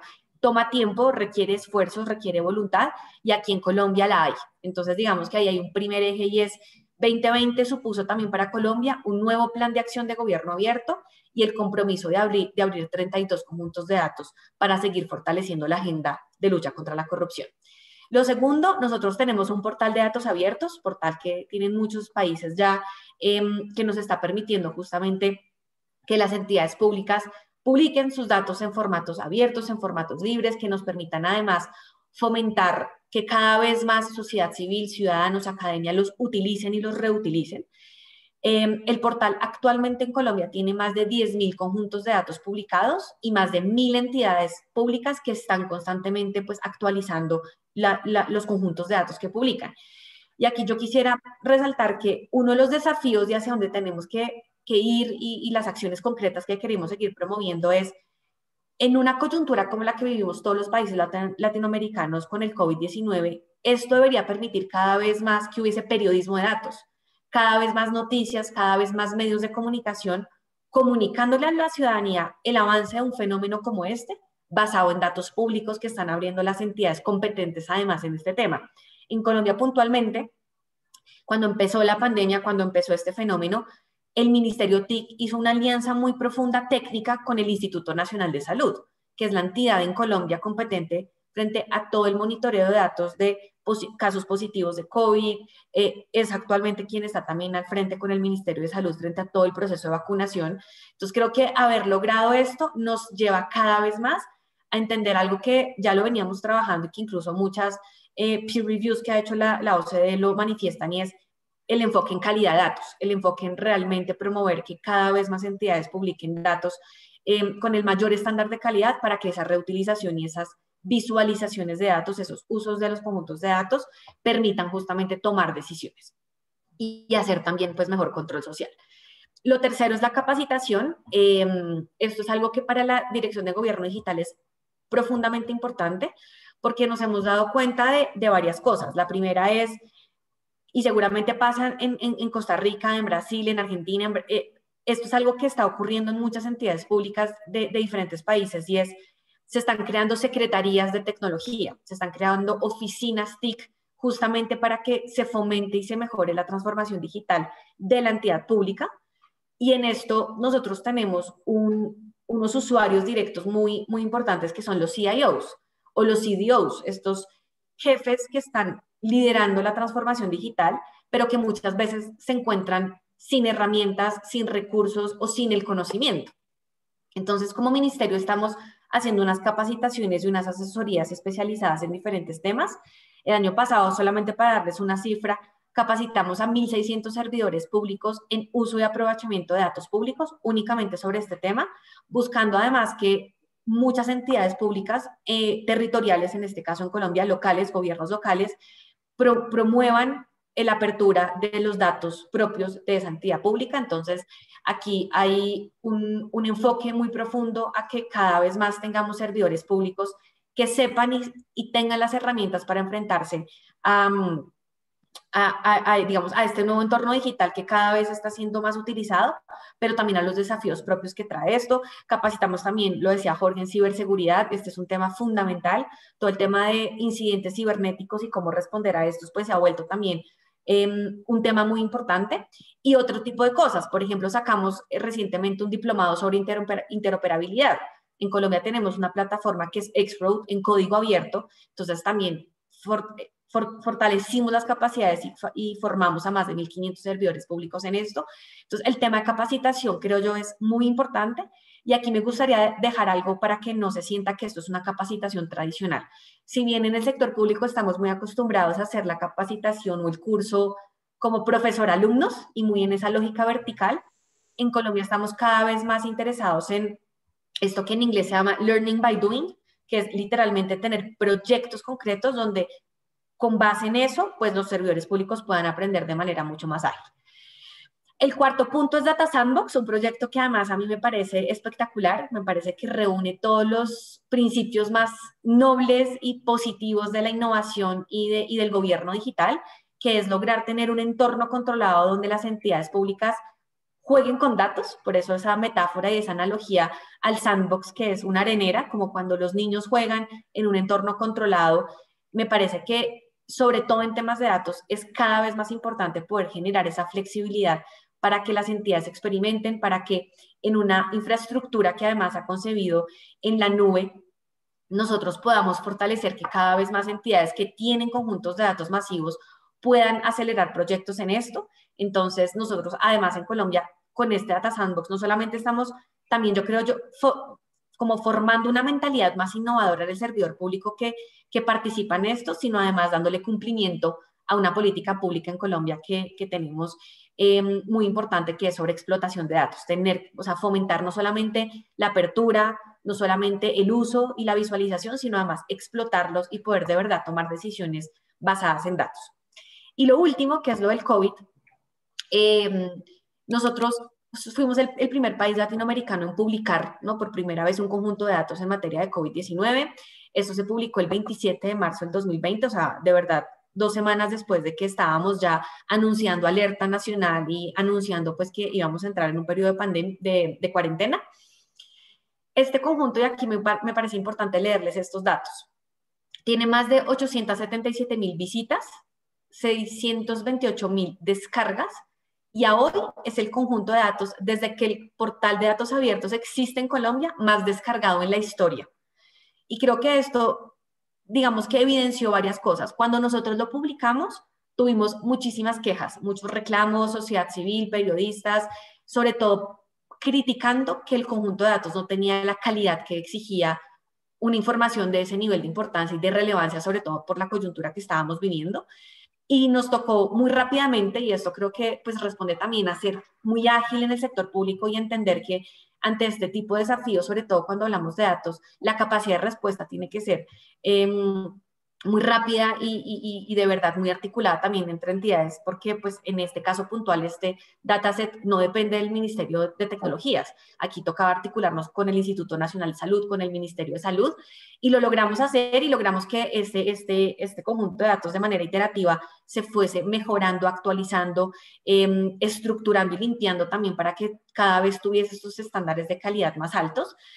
Además de eso, entonces, viendo pues estas cifras que les acabo de decir, este conjunto de datos como hito en el portal de datos abiertos, con la Agencia de Contratación Pública, con Colombia Compra Eficiente, además decidimos publicar todo lo relacionado con la contratación alrededor y lo que gravita alrededor del COVID, toda la información de los 6.6 billones de pesos que se han ejecutado en Colombia, están publicadas en los 67,000 contratos que se han dado frente a eso. Entonces, también aquí no solamente es datos del fenómeno, COVID, casos positivos, vacunación, sino además en temas de transparencia. Creo que lo que hicimos en contratación pública y en compras públicas se tiene que seguir fomentando.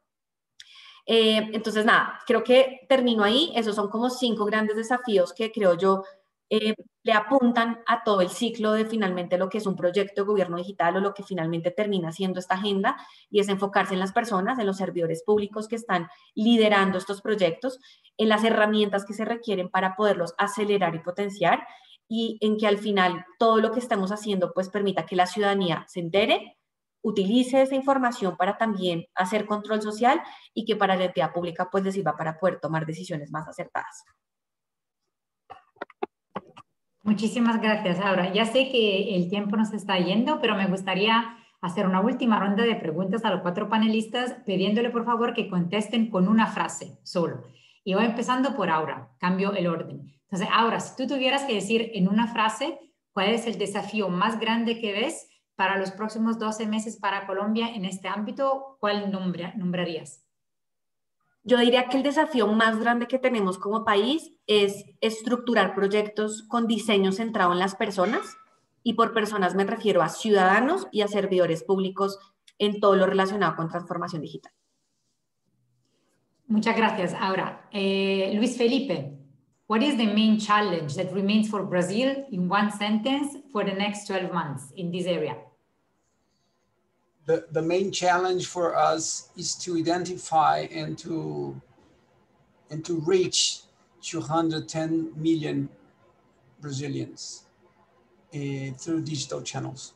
So all the projects that we are moving aims to reach everyone, to have all Brazilians using digital technologies and digital services in the next 12 months. Thank you, Luis Felipe. Jorge, en una frase, ¿cuál es el mayor desafío que queda Costa Rica? Dos ideas, Bárbara. La primera tiene que ver, y creo que es la base de todo, tiene que ver con alfabetización digital. Cómo realmente enseñamos a las personas, a los funcionarios, a nuestros niños, a nuestros adultos mayores, temas de ciberseguridad, temas de cómo se deben manejar sus datos personales y cómo utilizar las tecnologías de información, no solo para aprender, sino también para producir. Y el segundo tiene que ver con el tema de una correcta gobernanza, una articulación, una definición de una institucionalidad de los diferentes actores y responsabilidades digitales dentro de nuestros países para poder pues, llevar de una forma íntegra y transparente esta aplicación de herramientas tecnológicas del gobierno digital y el uso de los datos. Muchas gracias, Jorge. Emilio, la perspectiva de México. Me voy a centrar en específico en el reto de nuestra institución, de la Auditoría Superior de la Federación de nuestro país. Comentarles que, como les planteé en mi presentación, fuimos avanzando en esta lógica de innovación tecnológica de la institución y avanzamos tan rápido que la ley de fiscalización de nuestro país se quedó rezagada en relación a la implementación de estas nuevas tecnologías.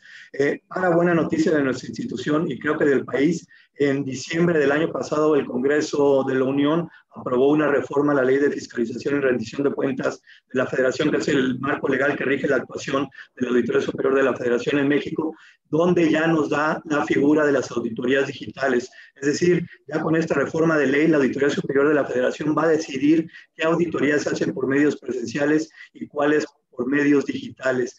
Nos dio un plazo de 180 días de transición la reforma a la ley, que ya entró en vigor el pasado mes de enero. Entonces tenemos un reto enorme, el transitar por este periodo de 180 días para que una vez que concluya y que va a ser en el mes de julio de este año, tanto la Auditoría Superior de la Federación como las entidades fiscalizadas, los gobiernos subnacionales, los gobiernos municipales, estatales, las universidades públicas, estatales en nuestro país, estén preparadas para migrar de las auditorías tradicionales y presenciales a las auditorías digitales. Obviamente estas auditorías digitales van a alimentar de manera muy importante nuestro Big Data y vamos a ir enriqueciendo nuestro gran repositorio de información con toda esta información que ya va a viajar de manera digital en la Auditoría Superior de la Federación. Entonces, el reto es enorme. Muchísimas gracias, Emilio. Yo creo que el ejemplo que has brindado sobre la mesa de un área especializada como el área de auditoría, que es tan importante en el ecosistema de integridad y transparencia del sector público y que no es un área en la que típicamente se espera una madurez digital tan fuerte, es un ejemplo fenomenal, ¿no? Para demostrar sí cómo la transformación digital tiene que estar presente en varias partes del sector público y en varios actores. Entonces, muchas gracias por esas prácticas excelentes que has compartido con nosotros. Ahora, desafortunadamente nos va a dar el tiempo solo para tomar una pregunta de la parte de los participantes y volviendo un poco a un punto que abordamos al principio del webinar, donde se destacó la importancia del ecosistema y el trabajo con varios actores de todo el ecosistema de la parte del sector público para avanzar mayor transparencia e integridad. Tenemos Welby Lehman, que representa la Asociación de Cámaras Americanas de Comercio en América Latina y el Caribe, que tiene una pregunta para los panelistas. Welby, si quieres tomar la palabra, por favor, y hacer la pregunta a los panelistas, te lo agradezco muchísimo. Gracias. Gracias. Qué buen seminario. Mi pregunta es cómo el sector privado puede trabajar con todos ustedes para aportar nuestro compromiso, experiencia y un programa de 4 proyectos muy prácticos que tanto la Asociación de AmChams de las Américas como el Diálogo Empresarial de las Américas viene desarrollando en época COVID para ser como una de las maneras de implementar las ideas planteadas hoy. Su concepto muy brevemente tiene 3 niveles. Uno, hace falta un modelo profundamente colaborativo que incluye los usuarios del sector privado porque mucha de la falta de progreso en la gobernanza se debe a lo difícil que es cambiar normas culturales que rigen la relación público-privado, y por eso hace falta colocar las herramientas digitales justamente allí donde se relacionan los sectores, y el conocimiento de esa relación existe en ambos sectores, y por eso hay que incluir a todos. Dos, para realmente ser la otra vacuna, me encanta la frase, hay que dar énfasis a los 4 sistemas regulatorios que más pueden o debilitar o impulsar la recuperación económica inclusiva, dependiendo de su nivel de corrupción, que son la administración tributaria y aduanera y otorgamiento de licencias y permisos y compras del Estado. Y 3, las herramientas digitales tienen que responder nítidamente a la experiencia práctica de todos los usuarios, ambos niveles, a ambos lados, público y privado. En el caso de impuestos, por ejemplo, la experiencia nuestra muestra claramente que podemos abordar MIPYMES en nuestra cadena de valor solo si hay confianza en cumplimiento tributario, y para eso hace falta una factura electrónica obligatoria, pero también que tiene una función de poder retener IVA, consultar listas negras y ofrecer capacitación al usuario MIPYME directamente ahí en la misma plataforma electrónica con insumos de ambos sectores de capacitación. Entonces, allí tienes uno de los 4 proyectos, y vuelvo a la pregunta de cómo podemos dar a este modelo un espacio dentro de la agenda de sus países y del ministerial. Muchas gracias. No sé, Aura, ¿quieres tomar por primera esa pregunta? Sí, bueno, gran pregunta. En Colombia, en particular, existe el Sistema Nacional de Competitividad e Innovación, y en ese Sistema Nacional de Competitividad hay comités de diferentes temáticas. En noviembre del año pasado se estructuró y se lanzó el Comité de Transformación Digital, o de Economía Digital, realmente es de Economía Digital porque se llama TED, Comité TED, y este comité lo que busca es que gremios, entonces, pues sector privado, pueda interactuar con el sector público en una agenda como esta que es tan transversal. Este comité además está creando actualmente subcomités. Hay uno, por ejemplo, de tecnologías emergentes, porque pues como lo saben, en Colombia se abrió hace ya algunos años el Centro para la Cuarta Revolución Industrial, que promueve el uso de tecnologías emergentes en política pública, y en eso pues el sector público y el sector privado tienen que colaborar. Se está pensando en uno sobre innovación, o sea, sobre cómo lograr finalmente que estos enfoques innovadores, el uso de metodologías ágiles que el sector privado desde hace ya muchos años ha venido fomentando, cada vez más pase a la estructuración de proyectos en el sector público. Entonces, yo diría que esos diálogos muchas veces se dan en proyectos muy puntuales o en políticas, en el caso colombiano, muy puntuales, y lo que queremos es que sea un espacio periódico, sin importar cuál es la agenda, sin importar cuál es el gobierno, porque pues el 2020 también creo que es una de las lecciones como de la pregunta que nos hacían, y es si esta articulación y este trabajo en ecosistema no se materializa, no tiene una organización, no tiene como un espacio recurrente, difícilmente pues puede tener un seguimiento y un monitoreo a eso. Entonces, en Colombia se creó esto también hace muy pocos meses, 4 meses, y la idea es que justamente pueda seguir fortaleciendo el diálogo entre público y privado. Muchísimas gracias. Ahora, Jorge. Gracias, Bárbara. Sí, tal vez aquí hago eco de las palabras del señor presidente de la República, don Carlos Alvarado, del año pasado, cuando ante la Asamblea Legislativa, tomando como ejemplo los logros que ha venido teniendo el país en torno al tema de la pandemia, aseguró que si tan solo adoptáramos el concepto de que lo público y lo privado no son antagonistas, sino aliados naturales y necesarios, avanzaríamos años luz.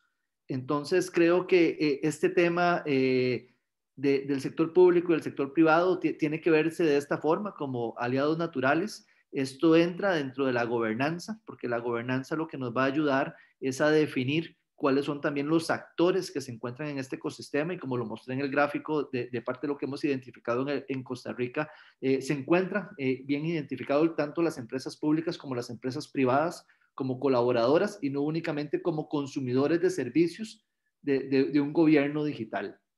Y el reto es trabajar para seguir abriendo los espacios en los cuales estén el sector privado involucrado, ya sea, digamos, en áreas específicas o representado por medio de sus cámaras. En el caso de Costa Rica, la Comisión Nacional de Gobierno Abierto, por ejemplo, tiene un espacio y tiene silla. El sector privado y la la Unión de Cámaras Privadas está ahí con representación constante. También en los temas tecnológicos como el desarrollo de la firma digital certificada, contamos con un comité asesor de políticas para ver cómo llevamos pues esta herramienta a todo el país. Y la UCAEP o la Unión de Cámaras Privadas tiene también su espacio. Entonces, dentro de esta área de gobernanza y la coordinación de gobernanza de las estrategias, de las agendas digitales, tenemos que generar esos espacios para poder, de forma conjunta, desarrollar soluciones y desarrollar también políticas públicas. Muchas gracias, Jorge. Emilio, ¿cualquier pensamiento en este sentido?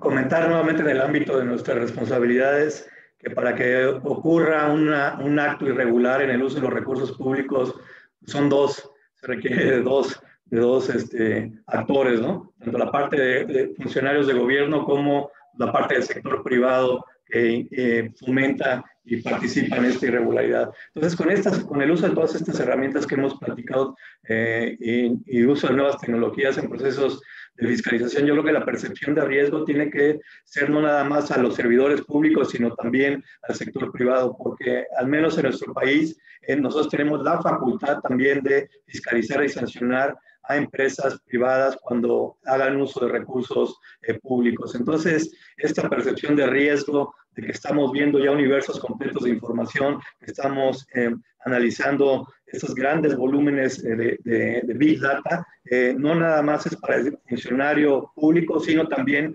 para las empresas del sector privado que participan en actos irregulares con funcionarios de gobierno. Entonces, yo creo que el mensaje que queremos transmitir es en ese sentido amplio, ¿no? De que la percepción de riesgo es para todos los actores que se involucran en un acto irregular, no solo ocurre con funcionarios públicos, sino también con el sector privado.